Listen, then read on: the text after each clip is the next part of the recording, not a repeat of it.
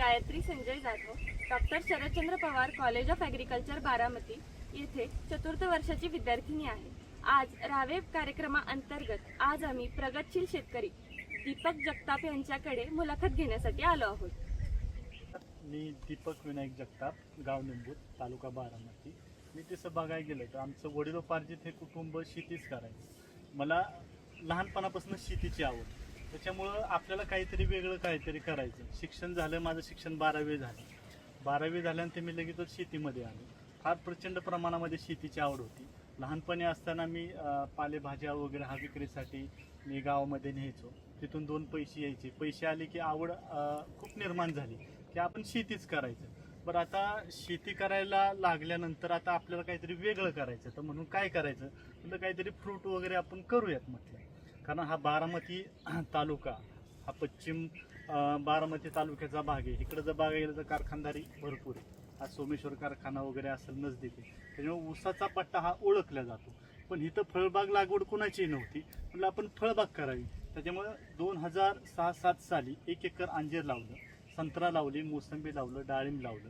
म्हणजे अशा वेगवेगळ्या प्रकारची आम्ही फळ लागवड केली। संत्रा मोसंबीला ह्या वातावरणातलं म्हणावं असं क्लायमेट काय सक्सेस झालं नाही, म्हणून आपण अंजिराकडे जास्ती लक्ष दिलं। डाळिंबीला तेलाचा रोग आला, मग ते कालांतराने ते पीक बाहेर निघलं। सुरुवातीचे 3-4 वर्ष मी अंजीर पिकामध्ये फेल होतो, म्हणजे आपल्याला त्याच्यावरती येणारे रोग, छाटणी, खताचं व्यवस्थापन, पाण्याचं व्यवस्थापन ह्या गोष्टी लक्षात आल्या नाहीत। मग 4 वर्ष मी फेल होतो। आता म्हणलं काय करायचं, घरच्यांचा विरोध, बाहेरच्या लोकांचा विरोध। तो काय केलंय, आपल्याकडे ऊस चांगला आहे, ऊस करायचा, ऊसाला हमी भाव आहेत, ह्या फळ लागवड तो केलंय, तो खड्ड्यामध्ये जाशील।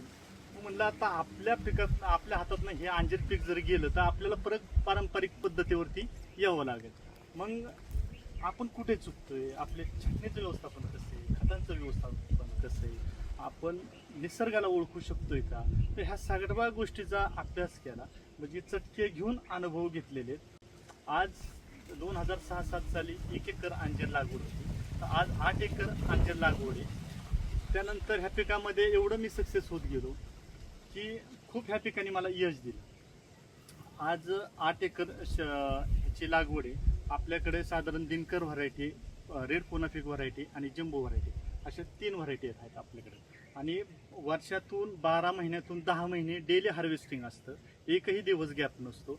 साधारण डेली माल तसा 700-800 किलो, 500-600 किलो डेली माल चालतो। ह्याचं सर्व मार्केटिंग आपण कोल्हापूर, मिरज, सांगली, बँगलोर ह्या भागामध्ये करतो। आमची पुरंदर हायलँड कंपनी आहे, त्याच्यामध्ये मी एक संचालक म्हणून काम करतो। त्या कंपनीमार्फत आम्ही फार्मर प्रोड्युसर कंपनी, त्या कंपनीमार्फत आम्ही युरोपला सुद्धा अंजीर एक्सपोर्ट केलं गेल्या वर्षी।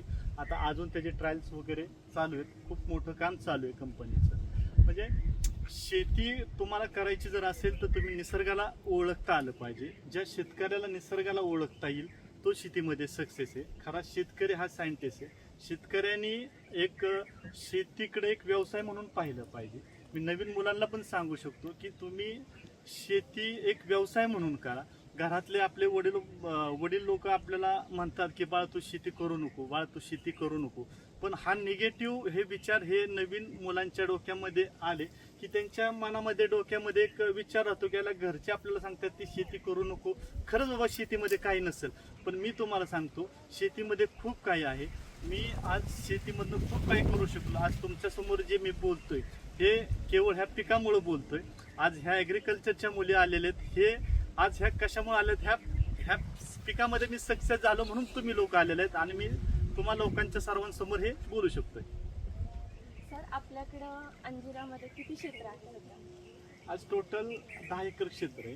10 एकरावरती हे टेकडाव माळरानावरती 8 एकर क्षेत्र अंजीरचं आहे। हे सर्व क्षेत्र अंजीर लागवडीखाली। आणि आपण एकरी आपल्याकडे किती झाडं आहेत अंजिराची? एकरी हे 15 बाय 15 फूट लागवड जर केली तर तुमची एकरी झाडं 200 झाडं बसतात। तर साधारण हे पीक एवढं पैसे देणारं पीक आहे। साधारण ह्याची 7 ते 8 वर्षानंतर तुम्हाला हे प्रति झाड 100 किलोपर्यंत ॲव्हरेज देऊ शकतं। ह्याच्यामध्ये कसं आहे, ह्या अंजीर पिकामध्ये छाटणीचं व्यवस्थापन आहे। काही लोक हात छाटणी करतात, काही टॉपिंग करतात, काही छाटणीही करत नाही।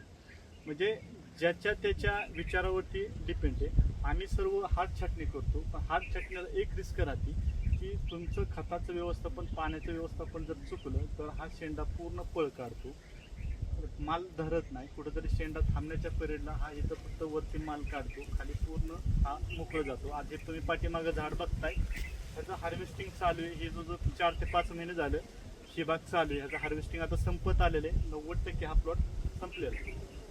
आता तुम्ही जसं म्हटलात की सिंकर जम्बो, तर मग पुरंदर तालुका हा अंजिराच्या शेतीसाठी ओळखला जातो.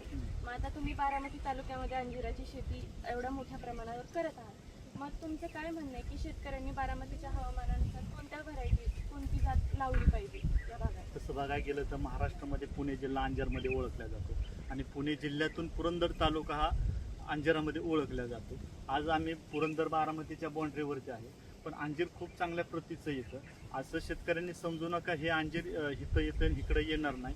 करणारा जर शेतकरी जर असेल तर महाराष्ट्रामध्ये कुठेही अंजीर येऊ शकतं. आज बऱ्याचशा जिल्ह्यातून मला फोन येतात शेतकऱ्यांची. बऱ्याच ठिकाणी आता अंजीरची लागवड झालेली आहे. इकडं नाशिक असेल, जुन्नर असेल, तुमचं परभणी असेल, तुमचं सांगली असेल, कोल्हापूर असेल, फार फार महाराष्ट्राच्या बाहेर एमपीत असतील, तुमचं इकडं मदुराईच्या नाही, फार बऱ्याचशा भागातून शेतकऱ्यांचे फोन येतात. जमल तसं मी ते शेतकऱ्यांना मार्गदर्शन करतो. जवळ असतील तर मी तिथे जातो, नसेल तर ते मला फोनवरती मेसेज करतात, फोटो टाकतात, व्हिडिओ टाकतात. क्लायमेटनुसार मी त्यांना मार्गदर्शन करतो. आता जर आपण बघितलं तर अंजीरमध्ये कीड आणि रोग, त्याच्यासाठी आपण व्यवस्थापनासाठी कुठल्या पद्धतींचा वापर करतो? आता तसा कीड आणि रोग अंजीरमध्ये जास्त मेजर अटॅक असेल तर तांबेर आणि करतात. अंजीरला कीड जास्ती नाही आहे, फळांना जास्ती कीड वगैरे होत नाही, नथिंग आहे. किडीसाठी एखादं तुम्ही कीटकनाशक मारलं तरी काय अडचण नाही, महिन्यातून एखादा स्प्रे दिला तरी काय अडचण नाही. ज्यावेळेस तुमचं हार्वेस्टिंग असेल त्यावेळेस चिलटांचा प्रादुर्भाव होतो, तिथं तुम्ही नीम ऑइल किंवा एखादं छोटं कीटकनाशक जरी स्प्रे केलं तरी ते कव्हर होतं. पण सर्वात अंजीरवरती मेजर अटॅक जर असेल तर तो तांबेर आणि करपा. हा ॲक्च्युली जास्ती कधी येतो, अतिरेक पावसाचं प्रमाण झालं, अतिरेक तुमचा नायट्रोजन जर झाला तर तिथं तांबेराचं प्रमाण लगेचच येतं. आपण तांबेऱ्यासाठी म्हणजे कोणती औषधं वगैरे वापरतो? तांबेरासाठी आपण बुरशीनाशक औषधं मारतो. वेळोवेळी औषधं मारली पाहिजेत. फक्त औषध मारताना मी मगाशी तुम्हाला म्हणलं की तुम्हाला निसर्ग ओळखता आलं पाहिजे.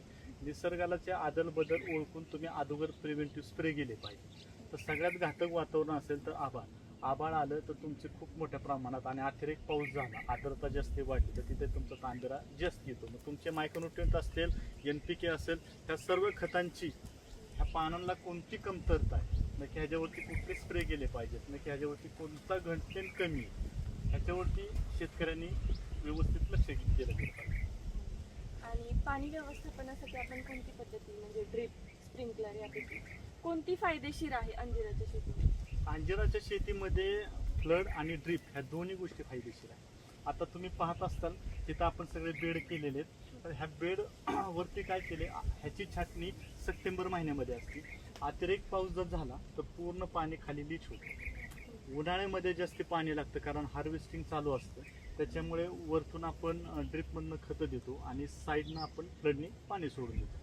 त्याच्यामुळे अंजीरला हे फ्लडचं पण व्यवस्थापन पाहिजे आणि ठिबकचं पण व्यवस्थापन पाहिजे.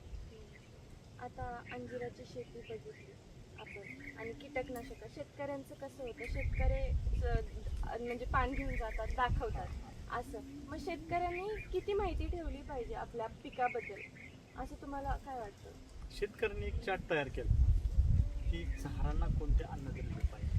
बघा, कोणतं अन्नद्रव्य कमतरता पडली तर झाडांना पानांमध्ये कोणता बदल घडतोय. मग आपल्याला मॅग्नेशियमची कमतरता असल्यानंतर पानांमध्ये काय होतं, कॅल्शियमची कमतरता असल्यानंतर पानांमध्ये काय होतं, नायट्रोजनची कमतरता, पोटॅशची असेल, हे सगळे जे घटक आहेत ह्याची शेतकऱ्यांना ओळखता आला पाहिजे की ह्याच्यातला कुठला घटक कमी पडल्यानंतर पानांना काय होतं. तांबेरा कधी येतो, ज्यावेळेस तुमच्या कुठल्या गोष्टीची कमतरता झाली तर तांबेरा येतो. अतिरेक तांबेरा अंजिरामध्ये जर मेजर अटॅक जर म्हटलं ना तर तांबेरा आहे, हा तुम्हाला ओळखता आला पाहिजे. अतिरेक पावसामध्ये नायट्रोजनचं प्रमाण वाढतं. नायट्रोजनचं प्रमाण वाढलं की पानांमध्ये लुसलुशी पानं येतो.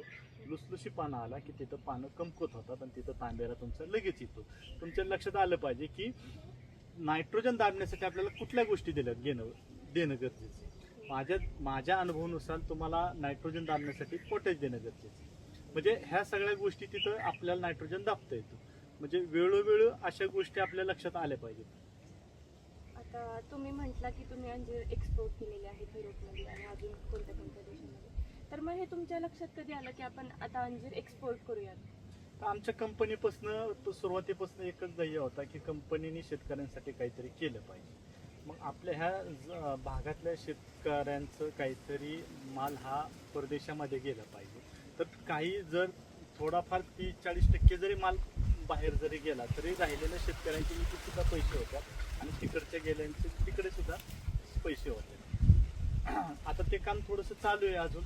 आता आपल्याला अजून कुठे माल पाठवायचा आहे, कसं काय करायचं आहे, आता त्याचं व्यवस्थित कंपनीचं काम चालू आहे. तर सर, आपण खतांचं व्यवस्थापन कशी करता अंजिरामध्ये? आता आपण छाटणी झाल्यानंतर आपण खतांचं व्यवस्थापन देतो.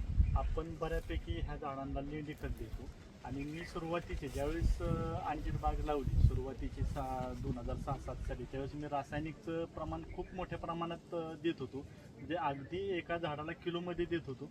पण आता कुठेतरी ग्रॅमवरती आलेली. आज 70% ही शेती सेंद्रियवरती आणलेली आणि 30% रासायनिकवरती आणलेली. पण मला असं वाटतं की ह्या अंजीर मी 100% सेंद्रिय म्हणजे करायचा विचार चालला होता. पण हे अंजीर बदलत्या वातावरणानुसार त्याला वॉटर सुलेबर वगैरे खतं द्यावं लागतात. त्याच्यामुळे कुठेतरी सेंद्रिय बरोबर ही रासायनिकची 25-30% जोड हवीच. आता जसं की शेतकऱ्यांना माहिती होत चालली आहे की आपण सेंद्रिय शेतीवर भर दिला पाहिजे, मग शेतकऱ्यांनी नाही का रासायनिक खतांचा वापर कुठे कमी केला पाहिजे ॲक्च्युली?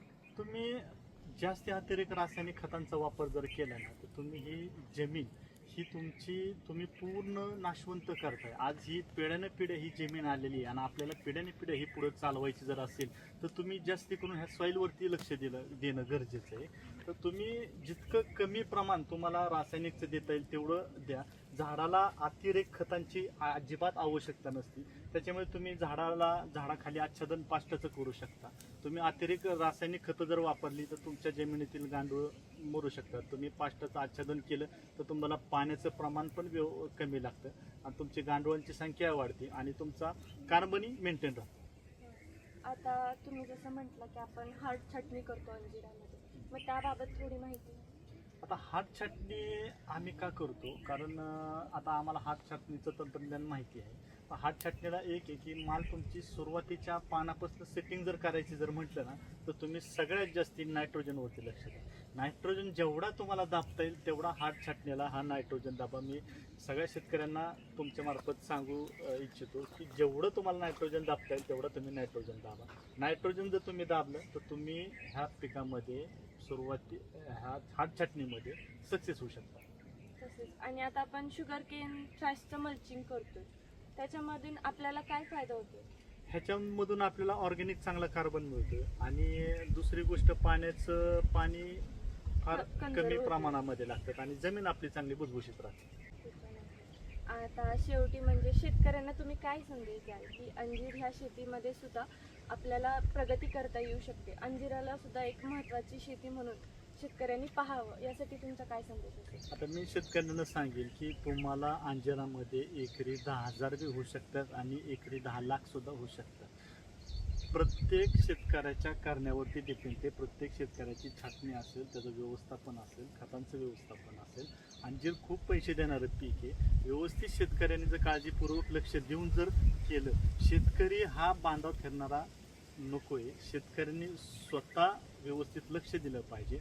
अंजीर हे खूप पैसे देणारं पीक आहे, फक्त व्यवस्थित लक्ष देणं गरजेचं आहे. Thank you sir. ओके.